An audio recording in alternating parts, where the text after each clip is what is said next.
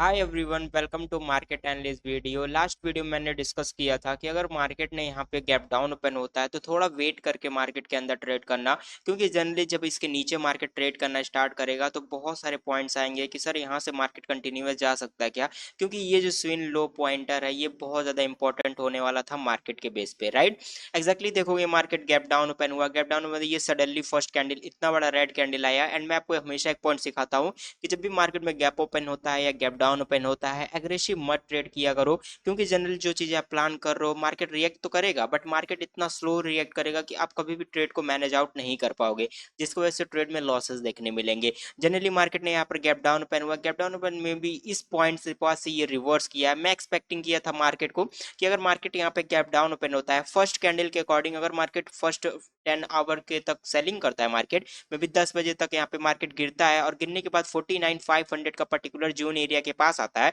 और फिर अगर यहाँ से कुछ पैटर्न दिखता है पॉजिटिव या रिवर्सल दिखता है तो हम लोग एक ट्रेड प्लान कर सकते हैं, जिसमें से 100 रुपीज का स्टॉप लॉस होना चाहिए और मिनिमम 200 से 300 रुपए का टारगेट प्लान कर सकते हैं। एक्जैक्टली देखोगे मार्केट गैप डाउन ओपन हुआ, बट ये 49,500 का लेवल आया नहीं है, तो कहीं ना कहीं 49,500 का जो लेवल होने वाला है वो पेंडिंग होने वाला है मार्केट के अंदर। तो मे भी इस जिस तरह से ये मार्केट मूव किया है इसमें दो सिचुएशन आता है कि सर ये जो मोमेंटम मार्केट किया है क्या ये मार्केट कंटिन्यूअस में जाएगा या मार्केट फिर यहीं से गिरावट करेगा। तो यहाँ पे देखना अगर कल के दिन में भी क्या मार्केट मूव कर सकता है। अगर मार्केट यहाँ पे डायरेक्टली अगर गैप ओपन हो जाता है, मे बी अगर यहाँ पे गैप ओपन हो जाता है 52,000 के ऊपर, तो थोड़ा सा वेट करके ट्रेड करना, क्योंकि ये जो एरिया होने वाला है ये एरिया बहुत ज्यादा इंपॉर्टेंट होने वाला है, 59 to 50 का एरिया, क्योंकि यहाँ पे इतना बड़ा गैप एरिया था। और जब मार्केट यहाँ पे गैप ओपन हुआ था, मार्केट पहले फॉलिंग किया था, फॉलिंग का जब ये ऊपर साइड गया था एक्जैक्टली देखोगे गैप एरिया के 50% से ही मार्केट रिवर्स किया था। तो अगर डायरेक्टली 50% के ऊपर खुलेगा तो कहीं ना ये फर्स्ट जो कैंडल्स होने वाला है या फर्स्ट मोमेंटम वो थोड़ा सा पॉजिटिव होगा। मे बी 50 टू 450 अगर इन सारे लेवल के पास जाता है, और फिर अगर यहाँ से कुछ निगेटिव पैटर्न दिखता है या निगेटिव मार्केट का कैंडलस्टिक बनता है, तो फिर हम यहाँ पे थोड़ा सा डाउन साइड के लिए ट्रेड करेंगे, थोड़ा सा मार्केट को निगेटिव के लिए मतलब प्लान करने वाला हूँ, ठीक है। क्योंकि एक्जैक्टली यह ये जो पॉइंट होने वाला है लोग नोटिस करके रखते हैं कि मार्केट सर यहाँ तक जाएगा तो फिर मार्केट सेलिंग कर सकता है। देखो यहाँ पे दो पैटर्न्स होते हैं, फर्स्ट ये होता है कि मार्केट वहां तक मूव ही ना करे और उससे पहले ही मार्केट गिर जाए, और सेकंड ये होता है कि मार्केट उस लेवल के ऊपर जाए, ब्रेक करे, ब्रेक करने के बाद यहाँ पे रिटेलर को बुलाए और बुलाने के बाद फिर ये मार्केट नीचे साइड गिर जाए, ठीक है। तो दो कंफ्यूजिंग एरिया क्रिएट करता है मार्केट जिसपे आप ट्रेड आउट कर सकते हो। फर्स्ट, ये अगर मार्केट यहाँ से ऊपर साइड जा रहा है 50% के एरिया के पास है, एक्जैक्टली यहाँ पे अगर कुछ निगेटिव मुझे दिखता है 52,500 के पास या 52,400, 52,445, ये सारे लेवल्स अगर निगेटिव कुछ दिखता है तो फिर हम लोग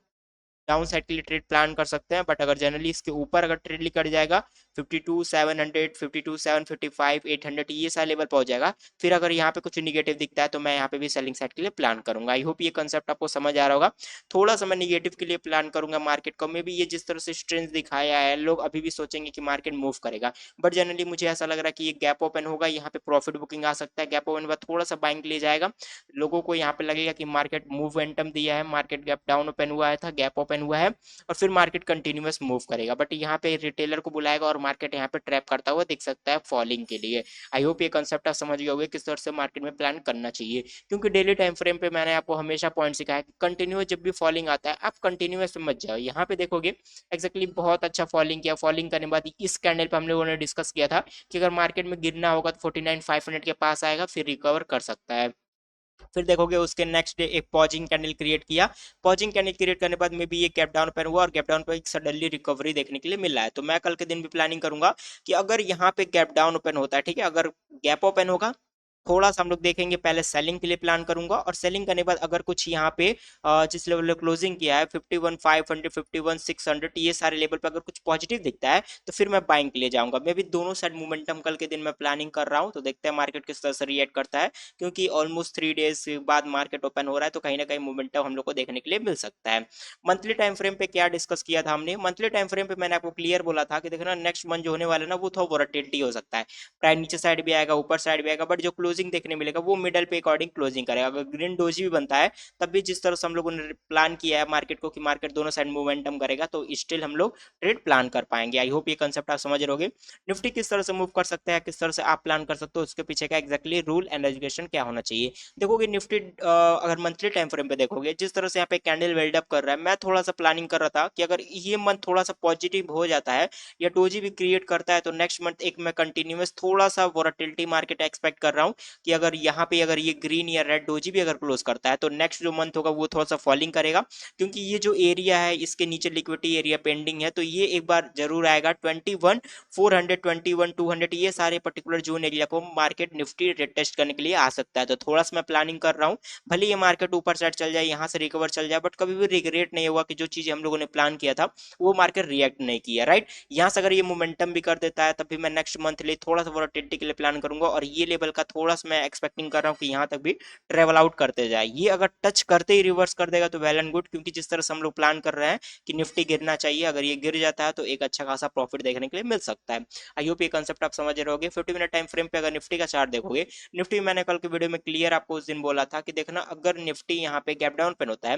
वेट करना, ये जो लेवल होने वाला है ये लेवल बहुत ज्यादा इंपॉर्टेंट होने वाला है। अगर इसके नीचे आता तभी सेलिंग के लिए हम लोग प्लान करेंगे। जनरली ये इसके नीचे ट्रेड भी किया, ट्रेड करने के बाद बट जब यहाँ पे बैंक निफ्टी रिवर्स किया तो निफ्टी भी देखोगे कहीं ना कहीं ये पैटर्न की जगह यहाँ पे एक ग्रीन कैंडल बना, फिर यहाँ पे एक रेड कैंडल बना, और रेड कैंडल के हाई के ऊपर भी देखोगे तो मे बी 1:2, अगर 1 का भी देखोगे 1:10 20 का भी रिस्क रिवॉर्ड स्टिल दिया है मार्केट, ठीक है। तो यही चीजें मैं आपको बोलता हूँ कि अपॉर्चुनिटी कभी मिस नहीं होती है, मार्केट ऐसे मूव करते रहेगा, बस आपको रहना है तो सर्वाइव करना है मार्केट के अंदर कि आप किस तरह से मार्केट में सर्वाइव करते हो। एक्जैक्टली देखोगे निफ्टी यहाँ गिरा, गिरने के बाद यहाँ पे पैटर्न थोड़ा सा पॉजिटिव दिखा, बट मैं कंफर्मेशन के लिए जाता अगर यहाँ पे भी रिस्की प्लेयर भी ट्रेड लोगे तभी स्टिल ये 1:1 के अकॉर्डिंग देखोगे तो 1:10 20 का 15 का रिस्क रिवॉर्ड दिख रहा है। बट एक्जैक्टली इस रेड कैंडल के अगर हाई के ऊपर भी आप प्लान किए होगे, ये कभी भी इसके लो के नीचे नहीं आया, आपका ट्रेड पॉजिटिव रहते गया और ये स्टिल ट्रेवल आउट होते गया मार्केट। आई होप ये कंसेप्ट आप समझ रहे होगे। क्या प्लानिंग कर सकते हैं, सिंपल सा प्लानिंग रहेगा। अगर निफ्टी इसके ऊपर अगर लिकड़ना स्टार्ट करता है, थोड़ा सा देखना, अगर इसके ऊपर लिकड़ना स्टार्ट करता है थोड़ा सा मैं यहाँ पे प्लानिंग करूंगा सेलिंग साइड के लिए,